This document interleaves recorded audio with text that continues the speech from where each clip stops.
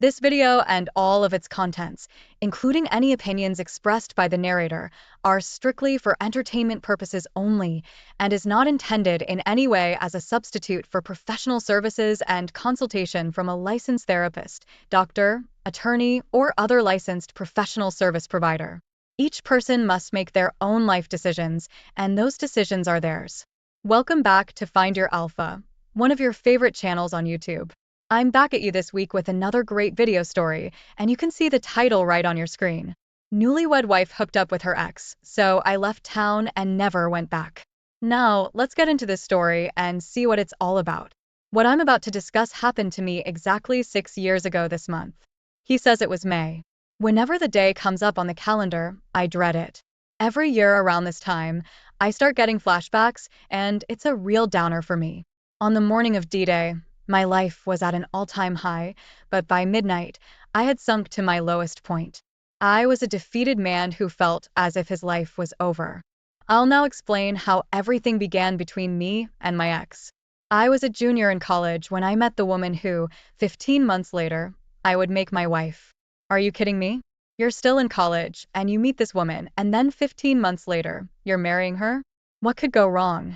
For this, I'll call her Vicky and call myself Anthony. Like me, Vicky was a junior, and we met while studying at the campus library. We immediately hit it off, and I knew right away something big was in store for us. We kissed on our second date, but things didn't progress to third base until we had been dating for 3 weeks, and we didn't go all the way until 5 weeks after that, so this guy waited almost 2 months to get the good stuff, which, as you know, is very unusual in today's modern society. Prior to getting together, we each had just one previous partner. Are you sure about that? I had a brief but passionate relationship with a woman when I was 18, while Vicky had a serious relationship with a guy that lasted over 5 years. Now, I put up a yellow sign here just to say caution. This woman is only, 21? Maybe she's 22 years old, and she's been in a relationship prior to meeting you with a guy for 5 years. Oh, that's a dangerous situation there, because that guy, I'm sure, imprinted on her. He says, keep this in mind for later. In my previous relationship, we both were each other's first, and we dated about 6 months before drifting apart. She was a partier who liked to drink and smoke grass, and I just wasn't into that lifestyle. As for Vicky, her relationship was quite serious, and she and her then boyfriend were on their way to getting married before she discovered he had been cheating on her when she was at college. Not only that, the girl he was cheating on her with got pregnant, and he broke up with Vicky and married his pregnant AP. I was the first guy she dated after that relationship ended. I guess you could say I was her rebound lover. Whatever the situation that brought us together, we fell deeply in love, and I quickly envisioned our future together and wanted to take the next step. So, after dating for just 7 months, I asked Vicky to marry me, and she said yes. Of course, that's a big mistake. My parents lost their mind when I told them. My dad specifically told me we were too young and didn't even have jobs yet. Yes, Dad, you nailed it. I promised my parents we would not get married until after we both graduated and found work. This calmed them down a bit, but they still tried to dissuade me right up to our wedding day. After that, they just went along with it and accepted that this thing was going to happen against their wishes. I kept my promise to my parents, and we didn't set the wedding date until we both had jobs. As for Vicky's parents, they were all for us getting married. They saw me as a great guy and totally different than the guy Vicky dated before. So, this guy she dated before, what I'm reading into this, was likely a bad boy. When it came time for planning the wedding, they paid for everything, including our honeymoon in the Bahamas. When it came to my job choice, Dad wasn't happy with me here either. Instead of taking a job paying more money in the metro area, where I grew up, I accepted a job 230 miles away in a rural community near Vicky's hometown. So, this guy is following this woman, and this is something you don't want to do as a man. The job didn't pay as well, but Vicky had already secured a job in her field in her hometown, so I thought this was a good compromise. My dad explained to me when it comes to his vocation, a man shouldn't compromise. He said it was never good for a man to follow a woman. It should be the other way around. He said if a woman truly loves a man, she will follow him to the end of the earth. His dad sounds like a strong man with traditional values. I told dad things are different today than when he and mom grew up, explaining women are viewed as equals when it comes to careers and working. Again here, my parents were disappointed but accepted that I was now an adult making my own decisions. The wedding day came, and it was great. We were married in the church Vicky's family attended and had a big reception afterwards. There were over 180 people there, of which about 40 consisted of my family and friends, and the rest were Vicky's people. After we got back from our honeymoon, we settled into our jobs and things were going well. We moved into a newly built two-bedroom apartment in Vicky's hometown and spent the next few weeks furnishing and decorating it like we wanted. Vicky's job was less than a half mile from our apartment, and some days she would walk to work, while mine was 16 miles away. The drive was a straight shot and only took about 25 minutes, 30 tops, so I didn't mind it. In fact, I liked the drive as it gave me time to unwind before getting home. Since I didn't have friends there, my whole world centered around Vicky, my job, and her family and friends. Now that is a big mistake, as we've talked about in other videos, because as you can see, this guy is building his whole world around this woman, and you don't want to do that. That didn't bother me though, as I was busy working 60 hours a week and I really liked Vicky's family and her friends. They're all good people and I don't have one negative thing to say about any of them even today. Every month Vicky and her closest friends would meet for dinner and talk. On these nights, she'd get home by 7:30 or 8 at the latest. He says, hold this thought for later too. These were her girls' nights, but not the typical kind we guys think about. Instead, these ladies actually met to eat and talk, nothing else. At about the 9-month mark of our marriage, things were going well, and we decided it was time to start a family. Vicky went off birth control, and we amped up things in the bedroom using techniques we read about to help increase the chances of conceiving. A couple months went by and no baby yet, but we were sure having fun trying. I imagine you're probably reading what I've written so far thinking this guy's life sounds pretty good. Well, it was right up to D-Day. I'll now skip forward to that day. It was a Wednesday and Vicky and 3 of her girlfriends planned to meet up at a local restaurant for their monthly get-together. They met after work and I stopped by the restaurant on my way home to talk with them a bit and to pick up the takeout order Vicky placed for me. It was an Italian place that made my favorite lasagna and homemade Italian bread. After leaving the restaurant, I went straight home and devoured the food. It was great as always. Shortly after I finished eating, I got a call from Vicky. What does she want, I wonder? She said after dinner, she and her friends were going to go to one of her friends' homes to continue talking if that was all right. I said, sure, I'll see you when you get here. She told me she'd be home around 9 o'clock or so. I said, okay. We said our I love yous and ended the call. After that, I plopped on the couch to relax and turned on the TV.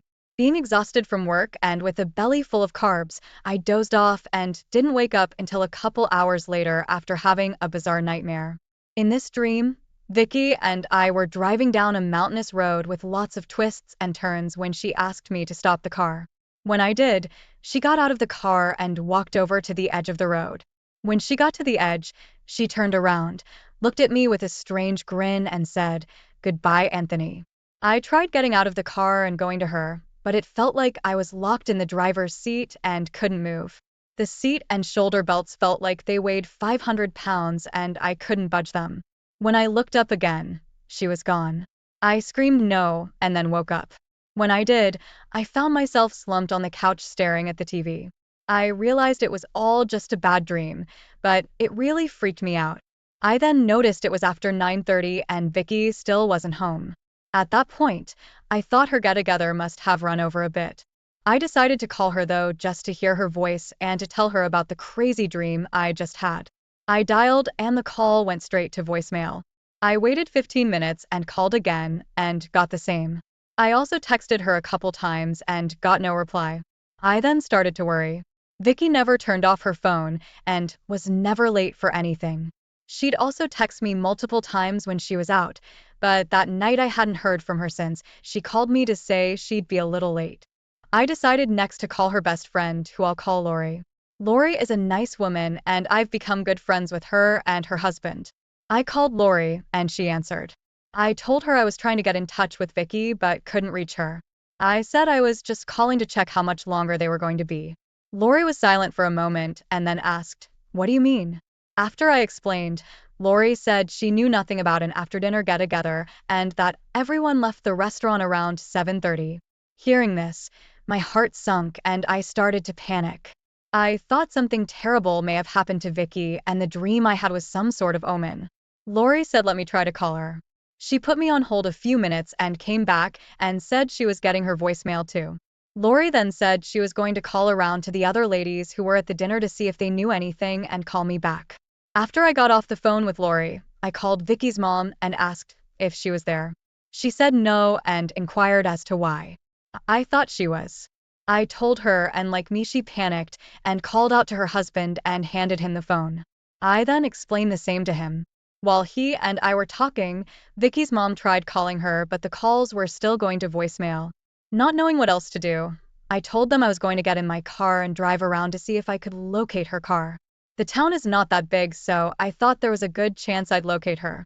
Her dad said he and my mother-in-law would do the same, as we were all very worried at that point. I first drove down the main street and by the restaurant, but didn't see anything. I then headed over to the shopping center, which has a couple bars and restaurants that stay open later, but again, nothing. While I was driving around, I got a call from Lori. She said she talked to everyone who was at the dinner and they hadn't seen or talked to Vicky since leaving the restaurant. I wonder where she is. After frantically driving around for about 30 minutes, I spotted Vicky's car on a residential side street. I pulled in behind it and called Vicky's parents and then called Lori, and they all came right over to join me. Lori arrived first and I asked her if she knew anyone on this street. Before she had a chance to answer, Vicky's parents turned down the street and drove past us as I waved to them. They drove further up the street and pulled over in front of a house. They got out and headed right up to the front door. I started to walk towards the house when Lori grabbed me by the shirt and told me to wait a minute. As I turned to face her, I could hear my in-laws knocking on the door and yelling at someone to open up. Lori had a sad look on her face and told me she knew who lived there. She paused and told me the house belonged to Vicky's ex-boyfriend. I'll call him Ron. She said he and his wife and young daughter live there. At first it didn't register with me, but then I quickly realized the implication. Vicky was cheating on me. With that, Lori and I walked towards the house, and while we were still about 20 yards away, the front porch light came on and I saw a man open the screen door. My father-in-law was yelling at him and trying to move past him into the house with my mother-in-law right behind him screaming at the guy. They were both very loud, and one of the neighbors came running over from across the street to see what was going on. The next thing I saw was Vicky moving past the guy and onto the porch. Her parents shouted at her asking how could she do such a thing. Vicky then looked over and saw me and Lori. She called out my name and started running towards me. I was on the verge of breaking down and didn't know what else to do, so I sprinted to my car and drove away. My adrenaline was so high I can't describe the feeling, and I was really in shock. I just started driving around town like a zombie with no destination in mind, and my phone started ringing. After driving about 10 minutes, I found myself at the exit ramp for the interstate out on the edge of town. I was going to make a U-turn and head back home, but instead decided to get on the highway and drive a while longer to clear my head. Before I knew it, I had driven for an hour and was nearly 70 miles away. I got off the highway to use the bathroom and planned to turn around and go home. When I got back in my car, I turned out of the parking lot and made a last-minute decision to keep driving west instead of going back home. I was still in a bad place and in no condition to talk to anyone. I ended up driving another 2 hours to the outskirts of a major city. By this time, it was nearly 3 a.m. and I was mentally and physically exhausted, so I pulled into a truck stop and fell asleep in my car. I was awoken by voices a few hours later as 2 truckers walked by my car into the store. At first, I forgot where I was and what happened last night, but then quickly remembered. I again had to use the restroom, so I went back into the store and got a large coffee before getting back in my car. I checked my messages and, as expected, I had multiple calls and texts from Vicky, her parents, and even Lori. Instead of calling one of them, I first called my boss and told him what I was dealing with and asked for a few days off. He told me to feel free to use all my PTO, my paid time off, if I needed to, and to keep him posted. I next called my parents to tell them. They were disgusted and concerned about my well-being. My dad then said, "We tried to tell you, but you wouldn't listen." He said, "You need to divorce the B now." See, dad's not playing around, and this guy should have been listening to his dad from day one, but he didn't. After I finished talking to my parents, I texted Vicky's dad and told him I had left town for a while, but I was okay. He texted me back and said he was glad I was safe and to call him when I got the chance. I responded telling him I would, but it may take a few days as I just wasn't up to it. I then listened and read all the messages Vicky left me. The messages and her texts confirmed she cheated. All the messages were of her apologizing and saying she made a terrible mistake and it's something she'll never do again. As I listened and read all the messages, each one became progressively more desperate. This gave me some sort of twisted pleasure, I have to admit. At the moment, she went from the person I love most in the world to someone I hated, I mean really hated. I called my parents back and told them I was going to stay in the city, where I was for a few days. They asked me to come to their place. I told them I needed to be alone to think things through but would keep in touch. I assured them I was fine and not to worry. I said I was in no danger of doing something stupid. I then spent the next 2 days exploring the city and thinking about my next steps. By the end of the second day, I had made 3 key life decisions. First, I decided I wanted to divorce Vicky. Second, I didn't want to see or speak to her ever again if I could avoid it. And third, I didn't want to ever set foot in that town again. I first had to address my job situation before doing anything else. I called my boss and told him of my plans and asked if there was an opportunity for me to transfer. I explained that if not, I would be submitting my notice as I didn't want to go anywhere near the town where my wife lived. He understood my dilemma and came up with an idea. He explained that the store manager for one of our urban stores had just been terminated. He said he'd love to have me take over the store and turn it around. Without hesitation, I told him I'd take the job. He told me before accepting the position, I should first go there to check it out. I agreed and drove the 3 hours to the location and checked into a nearby hotel. That evening, I went to a mall and bought myself several $100s worth of clothes and proper shoes. As I left town, that fateful night was just the clothes on my back. I then went back and washed all the clothes at the hotel laundry. The next morning, I went out to explore the community where the store was located. It was a rough neighborhood. I mean really rough. I checked the crime stats for the area, and they were off the charts bad. After driving around a while, I parked in the store parking lot and just watched customers going in and out. I then went into the store to check things out. I noticed the employees were all very nice, but in desperate need of training. I went back to my car and thought about it. I decided to take the job and called my boss to tell him. That afternoon, we completed the paperwork and 3 days later, I started working at the store. That night, I called my parents and told them my plans and they were immediately against it. My dad suggested I put in my notice and come back home and get a job there. He said there were hundreds of openings throughout the metro area offering better pay that were in safe neighborhoods. I told my dad I understood his concern but said I wanted to stay with the company and working for my boss as I've been treated very well since the day I started. The following day, I called several attorneys back in the county where Vicky lived. I selected one and paid the $1,500 retainer fee on my credit card. I also gave him my wife's contact information. I told him I didn't want to speak to her again and asked that he call to inform her of my intentions. Vicky had been trying to reach me nonstop since I left, but I never responded. That's smart because, like I've said over and over, going no contact is the best way to handle these situations. My attorney called her right after he got off the phone with me, then called me back after he spoke with her. He said she was hysterical and said she didn't want a divorce and just wanted to speak with me. He said he finished the call by suggesting she secure legal counsel and advised her that all communications were to go through him. He said she screamed no and hung up on him. After I spoke with the attorney, I called Vicky's dad and explained to him my decision. I told him I had relocated to another state over 400 miles away and was in the process of filing for divorce. He paused for a moment and was silent, but then spoke up in a broken voice and said he was disappointed and sad. He explained he wasn't disappointed with me, but he was disappointed and ashamed of his daughter. Her dad actually told me that he and his wife selfishly would like me to stay married to Vicky, but said I was doing the right thing by divorcing her. Now that's unusual for a girl's dad to side with the guy, but in this case this guy did, so I give him a thumbs up for that. He told me to do what I needed to do and to not worry. He said they would make sure Vicky is cared for. He then asked if I wanted him to arrange to have my clothing and furniture shipped somewhere. I told him no, stating I didn't want anything from the apartment. I then told him I would pay the final 2 months' rent on the lease, and he told me to forget about it and that Vicky would pay. He said it was the least she could do for me after what she'd done. I thanked him, and for the first time I broke down.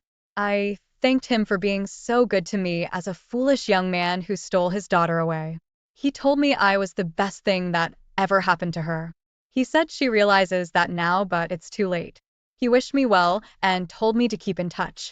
That was the last time I spoke with anyone from Vicky's family until I had to go back 7 months later for the hearing. I was hoping to not have to appear in person, but my attorney said I had to since Vicky didn't voluntarily agree to our terms. It's not that she was looking to get anything from me financially, she was just holding out trying to get me back. Right up to the morning of the hearing, Vicky left me voicemail messages and sent me texts begging for a second chance. She even sent me 3 handwritten letters. I never responded to any of them. While I initially had deep hatred towards her at the hearing, I just felt pity for her. I wanted to avoid seeing Vicky and her family before the hearing, so my attorney and I walked in with just 5 minutes to spare. Vicky looked at me with tears in her eyes and waved. I just nodded my head. During the hearing, her attorney told the judge that it was his client's wish that they attend counseling, as the only thing she wanted to do was to reconcile and continue on with the marriage. My attorney had warned me this was a possible risk. However, to our surprise, the judge said that it was obvious that I wasn't interested in reconciliation as I had moved out of state. To confirm, he asked my attorney, and my attorney said, "That is correct, Your Honor." He told the judge I had moved out of state and started a new job. He said my only ask of the court was to finalize the divorce equitably. Since the state has at-fault divorce laws and Vicky acknowledged her infidelity, the hearing was quick and the divorce was made final. After the hearing, I spoke to Vicky in the presence of my attorney. She was crying and told me she was sorry and came in for a hug. Though I didn't want to, I hugged her and told her I wish her and her parents nothing but the best. I then embraced her parents and left. That was it.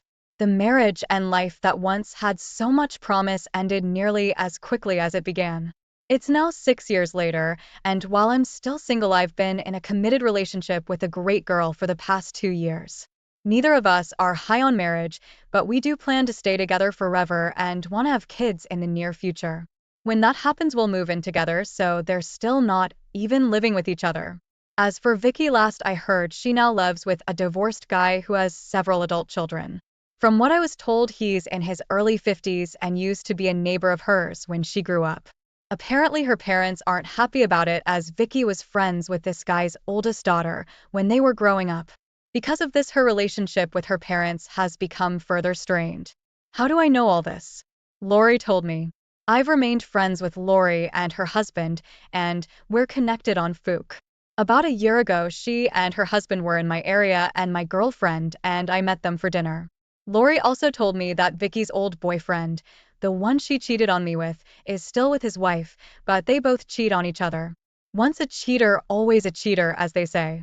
She said they split up for a year, during which time his wife had a baby with another guy and he and Vicky dated on and off for a while. Oh my goodness. The guy and his wife have since reconciled and had another child. The OP says, what a bunch of sick, dysfunctional people. I'm so glad I got out of that situation when I did, or I'd still be a part of that mess. He says, be careful out there, gentlemen. And that's the end of his story, and I thought it was a great story. Now he made a lot of mistakes right up front. He rushed right into marriage. He married young. He followed his woman to her hometown, which is a big mistake, but I have to hand it to the guy. Once he found out she was cheating on him, he got out of town and left her like Speed Racer Man. He got out of there so fast she didn't even get a chance to explain herself. And then he immediately filed for divorce. So I think he handled that like a boss. And now I want to cover what I think are the morals of the story. The first one, alpha widows are not relationship material and definitely not marriage material. An alpha widow, like I said up front, is somebody who has been imprinted on by a strong male, and typically those males have broken up with them for some reason. And those women never get over those guys. So, when you're dealing with women like that, you gotta tread very lightly, guys. Next, rushing into marriage at any age, especially when you are young, is a very risky proposition that goes without saying. Next, a man should never follow a woman. A woman should always follow a man. Now, if I got women out there today listening to me, I know that's going to be controversial, but I'm telling you guys, it never seems to work out well when a guy follows his woman. Next, when cheating happens, just end it. I've said this over and over, and I'll keep saying it in every video. Do not try to rebuild a relationship or try again. It just never works. Next, no contact is always the best approach, and you saw that very clearly in this story. Next, living a great life is the best possible revenge, because I guarantee this Vicky is still following what this guy is doing, and she's probably seeing, wow, this guy is doing well in his career. Oh man, he's got a new hot girlfriend, and that could have been me. We could have been building our family now. We could have been getting on with our lives and living a great life, and here I am now living with this 50-year-old divorcee who's got 3 adult children. I mean, she can't be happy. And then finally, marriage is not necessary in order to have a successful relationship or a family. Many men think you have to get married in order to have a successful relationship and build a family. You don't. However, you still need to be cautious with that and plan everything out and make sure everything is specified before you jump into any kind of relationship like that. But you can have a successful relationship and build a family without getting married. So those are my thoughts, and now I want to hear from you. What did you think of this story? How do you think this guy handled it? Would you have done something different? Tell us about it in the comments. Also, be sure to like this video, share it with your friends, and subscribe to this channel. There was something undeniably magnetic about him. Maybe it was the way his smile reached his eyes, or the way his brow furrowed in concentration when someone made a point. Whatever it was, a spark ignited within me, a current running beneath the surface of professionalism. During a coffee break, our eyes met, and a smile played on his lips. I felt myself blush, an unfamiliar heat rising in my cheeks. We struck up a conversation, discussing the conference topics before veering off onto shared interests, a love for classic literature, a yearning to travel the world. It was effortless, the conversation flowing like a well-worn path. Before the day ended, we'd exchange numbers, promising to stay in touch and keep the conversation going. Innocent, I told myself, just a friendly connection forged amidst the monotony of presentations. But the text came quickly, first sporadic and professional, then more frequent, peppered with playful emojis and witty remarks. Late nights found me glued to my phone, a secret smile spreading across my face as his messages buzzed in. The boundaries blurred. Our texts became more personal, filled with veiled compliments and shared secrets. The guilt began to gnaw at me, a persistent ache in the pit of my stomach. Yet the thrill of the illicit connection was undeniable. A work-related meeting in a nearby city provided the perfect excuse. Excitement bubbled in my stomach as I booked a non-refundable hotel room, my heart hammering a frantic rhythm against my ribs. It was wrong, I knew, yet the prospect of seeing him face to face, of turning these stolen moments into something tangible, overpowered my reservations. We met in a secluded park, the dappled sunlight filtering through the leaves as we talked. Laughter spilled from our lips, nervous at first, then freer, bolder. The tension crackled in the air, a shared charge that drew us closer. Then his hand brushed mine, sending a jolt through my body. Our eyes locked, a silent question hanging between us. And then he was leaning in, his lips meeting mine in a kiss that was forbidden fruit, both exhilarating and terrifying. With that kiss, the innocent flirtation transformed into an affair, a secret dance on the edge of a precipice. The weight of it settled on my shoulders, but the desire, the stolen excitement drowned out the voice of reason for now. The thrill of stolen moments became an unwelcome constant in my life. We craved more, the stolen kisses and whispered promises fueling a fire that burned brighter with each passing day. Secrecy became our dance, a careful choreography performed behind the curtain of my marriage. The first step involved creating a space for our clandestine meetings. We meticulously planned our schedules, juggling work commitments and social obligations. Lunch breaks were extended, work errands became elaborate detours, and evenings found me catching up on emails at the office, while my heart hammered a frantic rhythm against my ribs with every stolen text. A second phone became my constant companion, a hidden compartment in my purse cradling the device that held our secret connection. Every notification buzz brought a jolt of adrenaline, a stolen peek revealing another message, another stolen moment of connection. My husband, blissfully unaware, never noticed the extra bulge in my bag or the way my eyes darted to check it almost compulsively.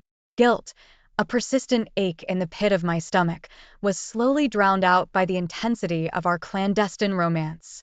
Work became a convenient excuse, late nights spent under the guise of pressing deadlines transforming into stolen hours with him.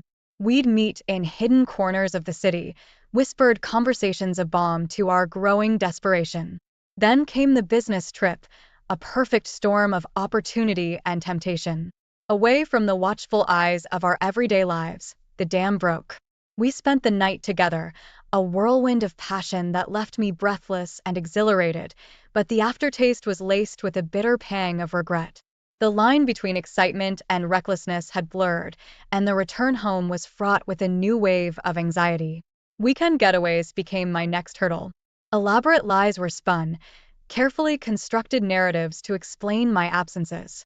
A girls' weekend, I'd announce, the words tasting like ashes in my mouth.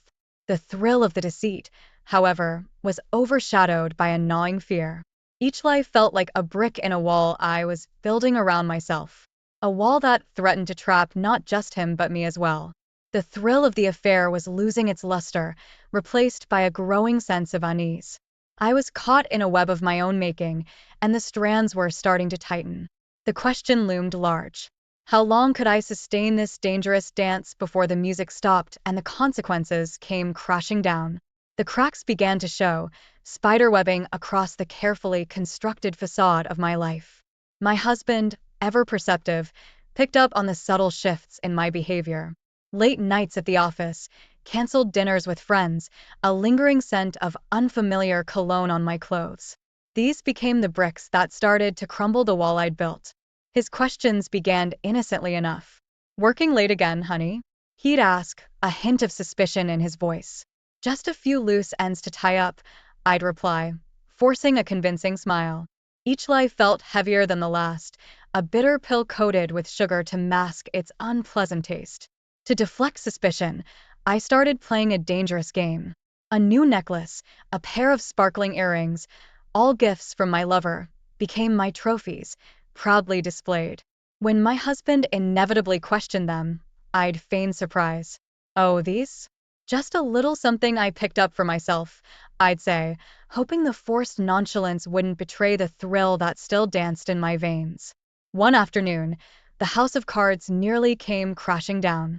We were having lunch with a mutual friend, a man with a keen eye and a sharper tongue. My heart stuttered in my chest as I saw his gaze linger on a man leaving a nearby restaurant, a man whose laughter echoed far too familiarly in my ears. Panic seized me, a cold sweat breaking out on my skin. "Who's that charming fellow?" our friend inquired, his voice laced with amusement. My mind raced, searching for an escape route. "Oh, just a new colleague," I blurted, hoping the name wouldn't trip on my tongue. My husband, however, wasn't buying it. His gaze flickered between me and the retreating figure, a flicker of doubt igniting in his eyes. The rest of the afternoon was a blur, forced laughter punctuated by strained silences. The close call left me shaken, a stark reminder of the precariousness of my situation. Back home, I fabricated a story about a new project at work, the colleague playing a crucial role. My husband listened, his expression unreadable, but the seed of suspicion had been firmly planted. Then came the argument, a fiery clash that seemed inevitable. Trapped in a web of my own making, frustration bubbled over. The future, once a shimmering mirage, now loomed uncertain. My lover, burdened with his own guilt, started questioning the sustainability of our secret romance. His words, laced with a bitter truth, cut deep. "We can't keep doing this," he said, his voice strained. It's tearing you apart, and it's not fair to him either. The anger I felt at him quickly morphed into a suffocating fear. The thought of losing him, of losing the thrill and the excitement, was unbearable. But his words hung heavy in the air, a grim prophecy of the destruction I was courting. We ended it, a temporary truce in a war that raged silently within me. The silence that followed was deafening. The weight of my deception pressed down on me, threatening to crush me. Yet a sliver of doubt wormed its way through the fog of emotions. Was this fleeting passion worth the wreckage I was causing? The answer, once a thrilling secret, now stared back at me, a bitter truth reflected in the shattered mirror of my life. The weight of my deception settled on me like a suffocating fog. Guilt, a constant companion, gnawed at me. Each stolen glance at my phone, each whispered conversation, felt like a betrayal. Not just of my husband, but of the vows we'd shared. Trying to salvage the remnants of my marriage felt like patching a sinking ship. Forced smiles and rehearsed conversations couldn't mask the growing distance between us. Intimacy became a chore, a loveless dance fueled by obligation, not desire. The spark had dimmed, replaced by a hollow ache that mirrored the emptiness within me. Then a fragile lifeline appeared. My lover, remorseful and desperate, reached out. We talked for hours, the distance a cruel barrier, but the connection undeniable. Promises were made, whispered hopes of a future together, a future we were determined to create. The lie, once a precarious tightrope walk, became a high-wire act. Separate vacations, once a luxury we enjoyed together, became my escape route. Self-discovery, I denounce, the lie bitter on my tongue. Each stolen weekend, a clandestine rendezvous in a faraway city, fueled the flames of our forbidden love. On one such trip, under the soft glow of fairy lights strung across a quaint Parisian balcony, my lover dropped a bombshell. A velvet box, glinting in the candlelight, held a ring. Tears welled in my eyes, a tangled mess of emotions warring within me. Guilt, fear, and an exhilarating thrill swirled in a potent cocktail. "Marry me," he whispered, his voice thick with emotion. I said yes, the word tumbling out before I could fully comprehend the weight of my decision. Exhilaration battled with a gnawing sense of betrayal, but the thought of a life with him, a future we could build together, overpowered my doubts.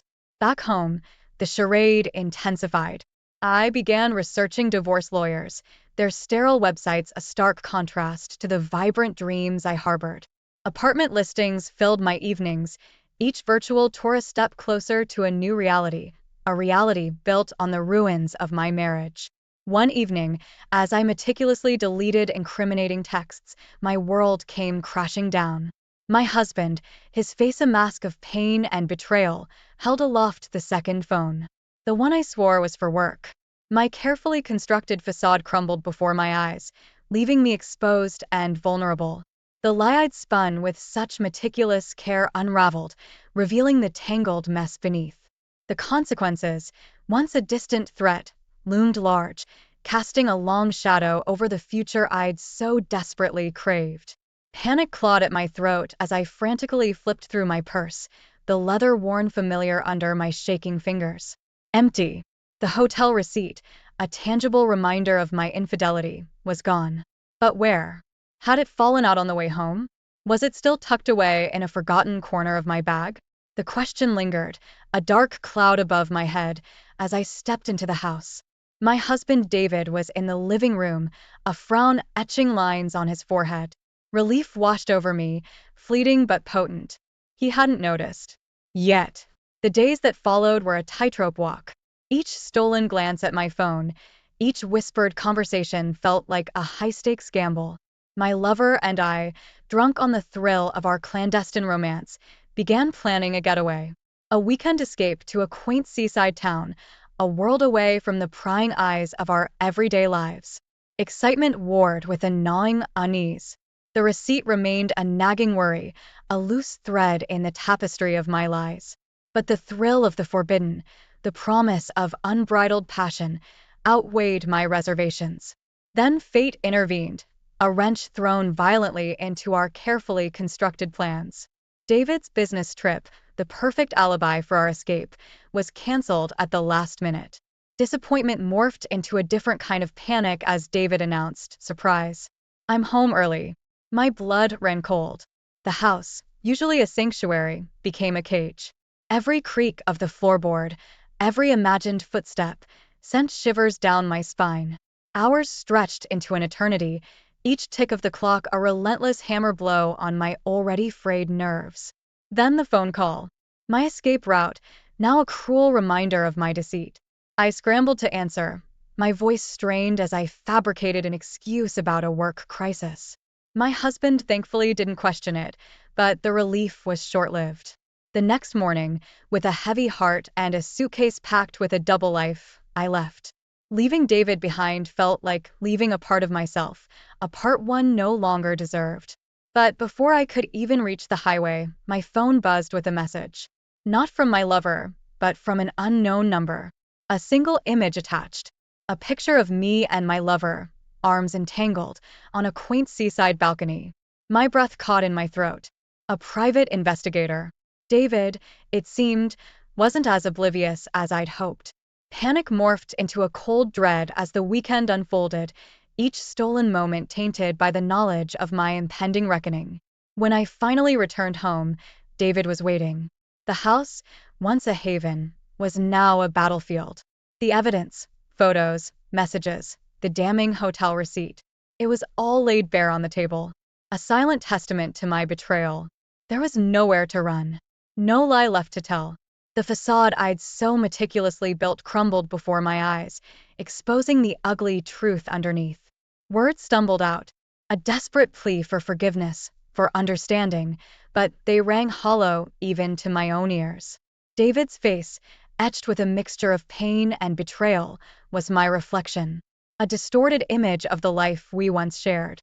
The love, the trust, all shattered by the selfish pursuit of a fleeting thrill.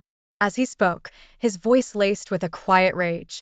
A single word rang out, echoing in the deafening silence of the room.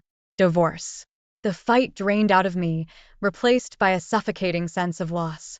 In the wreckage of my own making, all that remained was the bitter taste of regret and the harsh reality of the consequences I'd so desperately tried to outrun.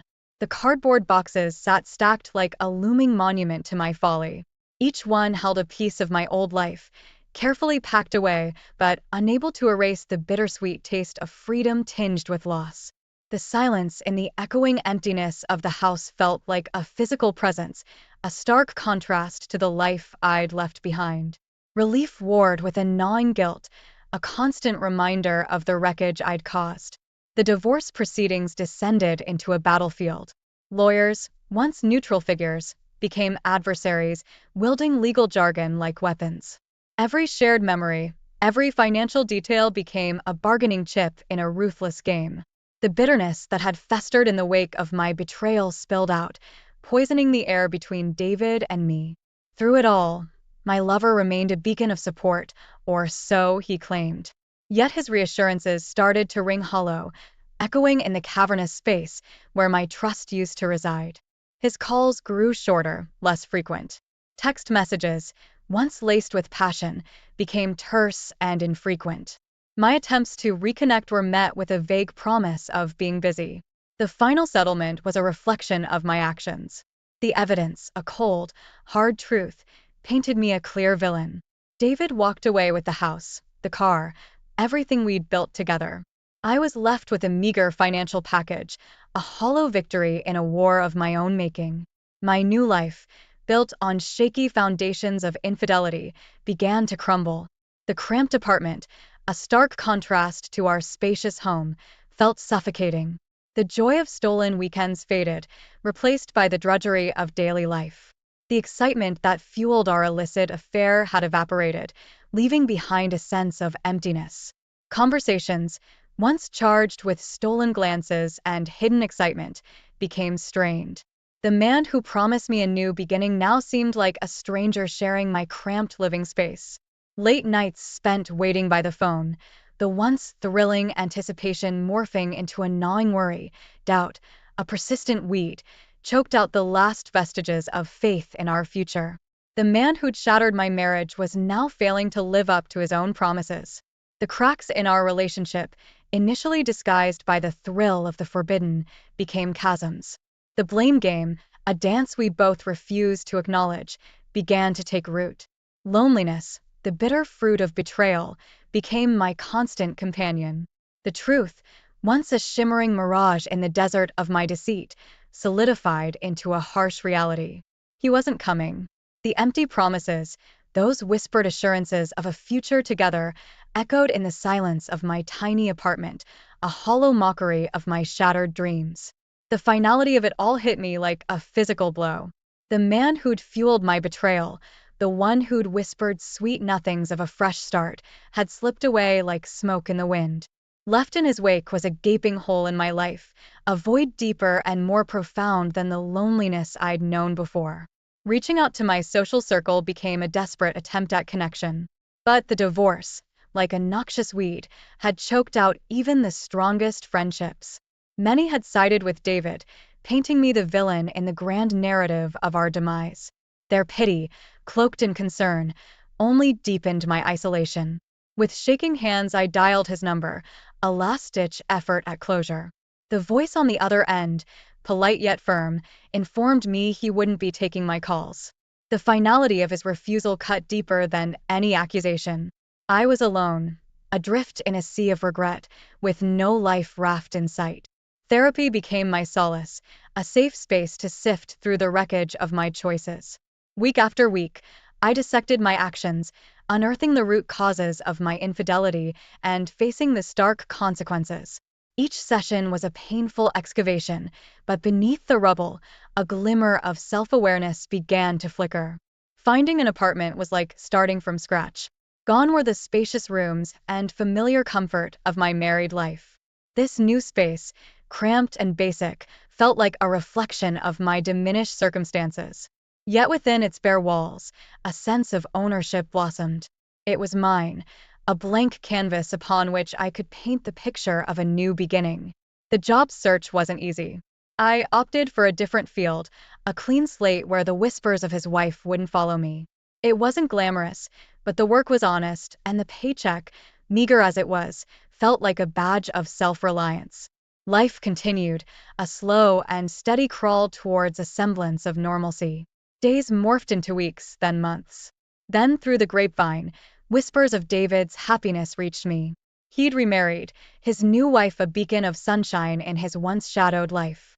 Pictures, grainy and stolen glimpses, confirmed it.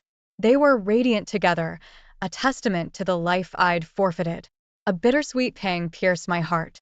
It wasn't jealousy, not entirely. There was a melancholic acceptance, a recognition of the happiness I'd once had at my fingertips. It was a life I'd chosen to dismantle, a future I'd traded for a fleeting moment of passion. The knowledge, though a bitter pill, was a necessary step on the road to healing. My path wouldn't be easy, but the fog of betrayal was slowly clearing. The woman staring back from the mirror was scarred, yes, but a flicker of defiance glittered in her eyes. She was alone, but she was no longer lost. She was rebuilding, brick by broken brick, a life defined by self-acceptance and the unwavering hope of a brighter future. The hollowness echoed in the space where my family life once resided. Laughter, once a nightly symphony, was replaced by a deafening silence that pressed against my eardrums. The weight of what I'd lost, the shared dreams, the inside jokes, the comfort of a familiar hand to hold, settled heavily on my chest. A constant reminder of my foolishness. Grief, raw and unyielding, clawed at me. It wasn't just the loss of David, but the loss of a future we'd meticulously built, brick by agonizing brick. The life I'd envisioned, filled with laughter and the pitter-patter of tiny feet, had crumbled to dust, leaving behind a desolate landscape of regret. One rainy afternoon, a whimper at the shelter door pierced my heart. A scrawny, abandoned kitten, all matted fur and wide, frightened eyes, stared up at me. In that moment, a spark ignited within me. Taking him home, I named him Milo, a silent promise to provide the love and security I'd so desperately taken for granted. Caring for Milo became a lifeline, a purpose beyond my own misery. The routine of feeding, cleaning, and watching him blossom into a playful companion brought a sense of normalcy back into my life. His unconditional love, a purr against my cheek or a playful nip at my hand, offered a solace I hadn't expected. The need to give back, to somehow atone for my actions, led me to volunteer at a local soup kitchen. Surrounded by those less fortunate, a shift occurred within me. My problems, once all-consuming, seemed less insurmountable. Helping others, offering a warm meal and a friendly smile, filled a void I had. Welcome back to the channel. My name is Mark. I hope you all are having a wonderful day or evening. In today's story, Opie found out his wife cheated on him after his Apple Watch showed she was at AP's house after claiming she was at her mother's. Ope then showed up and confronted her, and things got crazy. Now her life is a complete wreck. Let's get into today's story to find out what happened. My wife and I got married in 2018. I worked as a paralegal and started my own side business, and when she got pregnant, I bought a house in her family's city and eventually lost my job. So from 2018 to 2020, I was essentially in grind mode, working a low-paying job and hitting major hours of overtime each week just to make sure the house, wife, and child were secured 80,105 hours per week. During this time, she was not working. She said she was, but in 2019, I learned she was not and was staying at her parents' house in order to make it seem that she was working. In 2019 to 2020, my business began to grow and started to match my day job's income, so I stopped working overtime. She got a job at a factory, and she was happy to finally make her own money. We didn't have sex a lot because of the kids and stress. At the end of 2021, I got my first major business contract, $250,000, and I was extremely happy because months before this, we were forced to give our newborn baby up for adoption because we simply could not afford it. She has 3 kids from her last marriage plus 1 with me, plus I have one of my own that I get half the year. With 5 kids and a 2-bedroom house and both of our cars, both 12 years old and reading 200 on the odometer, it just wasn't plausible for me to be able to carry all the expenses for the year or two while she recovered and prepared to return to work. In 2022, I doubled my business income, $500,000, and took her on trips/vacations every few months. I stayed home with the kids and was a great father. I told her she didn't have to work anymore, but she insisted on working because she liked her job and didn't want to have to ask me for money. So I essentially was a stay-at-home father, cooking, cleaning, and watching the children, but I still paid for all the bills, mortgages, and cars. I even employed her brother that came from prison and paid her sister's college tuition. We still never had sex, and she began working longer hours. In September, some girl messaged me saying she worked with my wife at the factory and said she was cheating on me and texting guys. I confronted my wife. She denied it and even told me I could drive her to and from work to prove it. So for 4 weeks, I drove her to and from work. While I drove her, she went to work later.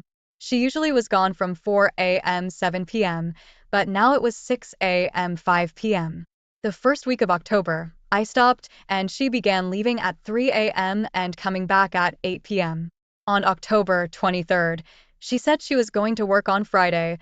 They always have Friday off, and that she would sleep at her parents' house because our son was sick, implying she picked him up from his cousin's slumber party and that her other sister's car wouldn't start, and so she was letting her use her SUV tonight, and that her phone was going to die because she had no charger. Obviously, that was about 40 red flags, so I immediately tracked her Apple Watch. Her phone was off and checked her parents' and sister's houses. She wasn't there, and they hadn't heard from her. The children were still with their cousins at the slumber party too. I went to the location of the Apple Watch and knocked on the door. No answer. I walked to the backyard. It was a 1-bedroom trap house with a fence knocked over, and went to the window and saw her phone and watch laying here next to her and what looked to be another person next to her in bed. I knocked on the window and began recording with my phone. Her affair partner hopped out of bed fully naked and yelled at me after whispering something in her ear. He said he would fight, so I went up front to wait for him and put my pistol away in my car. He never came. So I left, and the following day I told her parents and family everything and showed the video to them. They disowned her. She stayed at that guy's house from Thursday night until Saturday night. I still had access to her Apple account and saw her messages to the guy saying that she would stand by him, to come back and eat her food, that she would clean his house for him, that she would perform sexual acts, etc. She refused to do any of this for me, said she was not a slave, etc. Sunday he kicked her out of his house after getting tired of having sex with her. So she crawled back to my house. I changed all the locks and all her belongings were bagged up and outside. She stayed outside for 5 hours before she got my son and made him wait with her out in the cold. So I let them in. I didn't speak with her until Tuesday. She said she only slept with him one time, that they worked together and had been talking for a week. She did it because I didn't show her love. They had been friends on Facebook since July, and her brother confirmed that he had been to his house to drop off food several times with my wife, but didn't know who lived there. She said there were 2 other guys she talked to at her work, but that she only sent them nudes but never got physical. Despite trying to hook up 5 times this year, they never were able to. She said they all didn't have a car, so she gave them money and rides to and from work. She promised that was all her cheating and that she never cheated before this year. The next day I messaged 10 men who she worked with and had as friends on Facebook and offered them $500 cash to admit and provide concrete proof of her affair with them. One responded and showed photos of her meeting him at a hotel on August 10, 2020, when she was sick. Another said he had no proof, but admitted to having sex with her in 2019 a few times and was able to verify her tattoos. Other men did not respond. She denied that anything had happened before this month, that this was the first time she got physical and that the other times were just sexting, which she didn't see as cheating, and she only did it because I didn't show her love or attention. She begged to make it work, to give her another chance, and said she would quit her factory job and be a stay-at-home mom. Made me laugh that she thought I would reward her with that. I told her to stay working and save up to move out by my birthday in December, that I would file for a divorce, and that she could have the house. She signed a prenup, so she had no claim to the business. She said she would kill herself before losing me and that she still loved me. I told her I didn't feel anything for her and that beyond my son I didn't care about her or her other kids. I don't want a used wife, even though I understand what made her cheat. If she cheated because I didn't show her attention while I was working long hours building a secure foundation for our family, I already know I won't be able to show her any kind of love without remembering all the men she had sex with in the past, present, and future. Ope. I'm terribly sorry for your loss. It's seeming like no good deed goes unpunished. You pretty much did everything right and got what you did not deserve in return. I don't see any alternative other than to divorce, even though she has lied about how many times she cheated. Forgive her, yet I would not trust her going forward. Divorce is the only option I see here. By the way, her excuse that because of you overworking to see that she and your children were financially stable was absolutely no excuse for her cheating. She claims you neglected to show her love and affection. Did she ever come to you and initiate any love and affection? Set her out with the trash she belongs with. Now, let's get into today's second story. So my wife and this guy have been coworkers and friends for over a year now. They mostly work together, but sometimes talk via text and Snapchat. He is 26 and she is 33. I'm 36. He lives in his parents' basement and has a part-time job at the company and no real financial future. He is also not very attractive and doesn't seem like my wife's type. Anyway, her boss at work had a birthday on Saturday and I dropped her off at the bar where a bunch of other employees were going to celebrate. I fell asleep on the couch at around 1 a.m. and woke up at 6 a.m. the following day. I'm not sure why, but I had a bad feeling about her not coming home before I was awake, so I looked through her phone and found Snapchats, which made my heart sink. She messaged him at 2:30 a.m. and said he's asleep. After I found the texts, I took some photos and woke her up and confronted her. She came clean admitting to it all after I showed her the photos and said that they didn't have sex because he was too drunk to get hard, but they fooled around and planned/tried to.